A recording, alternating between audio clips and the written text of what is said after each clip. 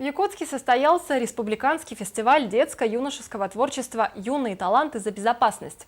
Фестиваль проходил в актовом зале Дворца детского творчества и собрал множество ребят, которые пришли поддержать своих друзей.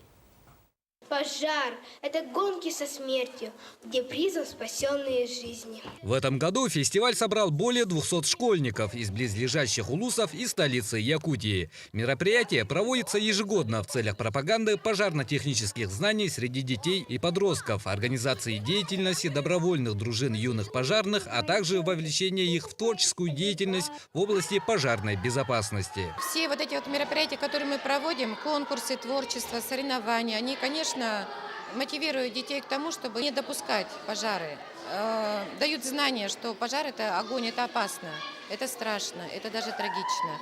И поэтому дети вот с малых лет приучаются к этому. С каждым годом фестиваль приобретает популярность, увеличивается количество участников и качество представляемых номеров. Фаворитами конкурса являются ребята из Жатайской школы номер 1. Они одни из самых активных участников фестиваля. Знаете, там и стихи, и песни, и бутафория. Мы сами делали, девчонки сами делали бутафорию, и спички делали, и коробку спичек делали большую. В общем, я думаю, что у нас и танец там есть, и, конечно, песня.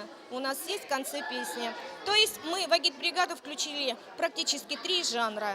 И чтение, и танец, и песни. Ребята не только показали интересные и красочные выступления, но и продемонстрировали знания правил безопасности и жизнедеятельности. В итоге призерам вручили грамоты и памятные подарки. Виталий Абрамов, Гаврил Дьячков, НВК Саха, Якутск.